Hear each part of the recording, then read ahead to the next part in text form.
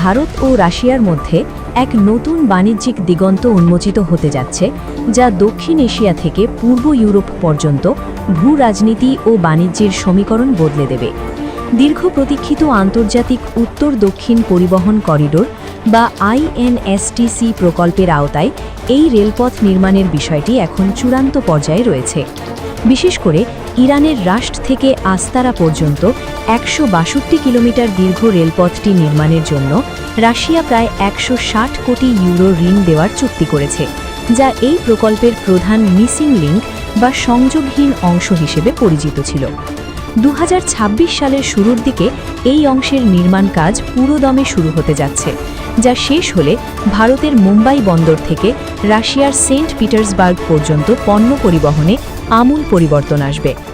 এই সুবিশাল রেল ও নৌপথের মোট দৈর্ঘ্য প্রায় ৭,২০০ কিলোমিটার, যা বর্তমানে ব্যবহৃত সুয়েজ খাল রুটের চেয়ে প্রায় ৪০% দ্রুত এবং ৩০% সাশ্রয়ী।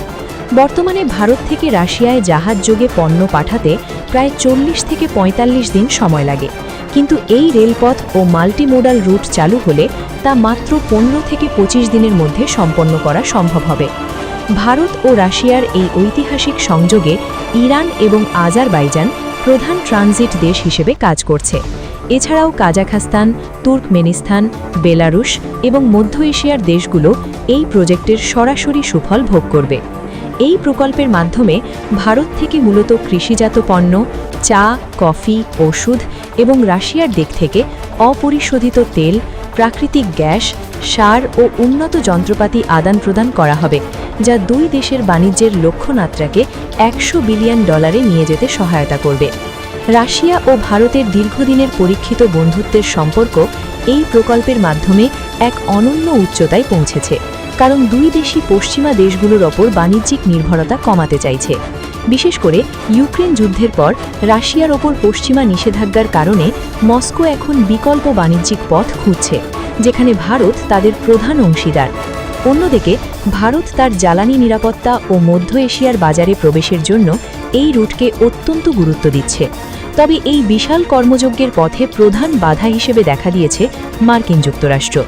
আমেরিকা দীর্ঘদিন ধরেই ইরানের ওপর নানা কঠোর নিষেধাজ্ঞা আরোপ করে রেখেছে, যার ফলে এই রেলপথের নির্মাণ কাজ বারবার বাধাগ্রস্ত হয়েছে। ওয়াশিংটন মনে করে এই রুটটি সফল হলে রাশিয়া ও ইরান উভয় দেশই মার্কিন নিষেধাজ্ঞা এড়িয়ে তাদের অর্থনীতি সচল রাখতে পারবে, যা বিশ্ব রাজনীতিতে আমেরিকার প্রভাবকে চ্যালেঞ্জ জানাবে। বিশেষ করে ইরানের চাবাহার বন্দর এবং এই রেল সংযোগের মাধ্যমে ভারত, রাশিয়া, ইরান অক্ষ শক্তিশালী হওয়ার বিষয়টি আমেরিকার জন্য মাথা ব্যথার কারণ হয়ে দাঁড়িয়েছে। তা সত্ত্বেও ভারত ও রাশিয়া নিজেদের জাতীয় স্বার্থকে প্রাধান্য দিয়ে এই রেলপথ নির্মাণের কাজে অনড় রয়েছে। সাম্প্রতিক সময়ে রাশিয়ার ট্রান্স ম্যাশ হোল্ডিং কোম্পানি এবং ভারতীয় রেলের মধ্যে যৌথ চুক্তির মাধ্যমে ভারতে বন্দে ভারত স্লিপার কোচ তৈরির যে প্রকল্প হাতে নেওয়া হয়েছে, তা এই দুই দেশের গভীর রেল কূটনীতিরই অংশ। ২০২৬ সালের মধ্যে এই প্রকল্পের অবকাঠামো অনেকটা দৃশ্যমান হবে বলে আশা করা হচ্ছে, যা শুধু ভারত বা রাশিয়াই নয়, বরং গোটা ইউরেশীয় অঞ্চলের অর্থনৈতিক মানচিত্র বদলে দেওয়ার ক্ষমতা রাখে।